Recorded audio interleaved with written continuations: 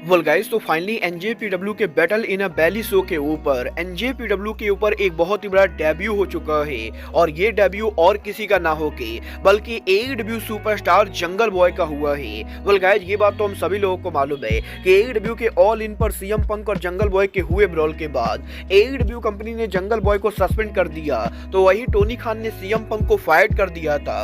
Well guys, पंक तो WWE के ऊपर रिटर्न कर चुके हैं, बट गाइस एईडब्ल्यू के ऑल इन के हुए ब्रॉल के बाद से हम में से किसी ने भी जंगल बॉय को नहीं देखा था। और अब यहाँ पर करीबन 6 महीनों के बाद आज यहाँ पर जब एनजेपीडब्ल्यू अमेरिका में उनका Battle in a Valley pay per view कर रही थी, तो एनजेपीडब्ल्यू के इस पेपर व्यू के ऊपर एनजेपीडब्ल्यू के अंदर एक 6 मैन टैग मैच होता है, जिस मैच के अंदर एनजेपीडब्ल्यू के राइजिंग सुपरस्टार शोता यूमिनो कंपीट करते गए। और यहाँ पर मैच के ओवर होने के बाद हमें यहाँ पर शोता यूमिनो जब उनकी विक्ट्री सेलिब्रेट करते हुए दिखाई देते गए, तभी सडनली रिंग साइड एरिया के ऊपर Jungle Boy Jack Perry arrive हो जाते गए। और guys, Jungle Boy Jack Perry ring के अंदर आके शोता यूमिनो के ऊपर अटैक कर देते गए। जहां पर जंगल बॉय जैक पेरी के शोता यूमिनो पर अटैक करने के बाद जैक पेरी हमें यहां पर एईडब्ल्यू कंपनी के कॉन्ट्रैक्ट को लाते हुए दिखाई देते गए। और गाइस, एनजेपीडब्ल्यू के रिंग में बीच में खड़े होके Jungle Boy Jack Perry AEW के कॉन्ट्रैक्ट को फाड़ देते गए। और गाइस, एईडब्ल्यू के कॉन्ट्रैक्ट को फाड़ते हुए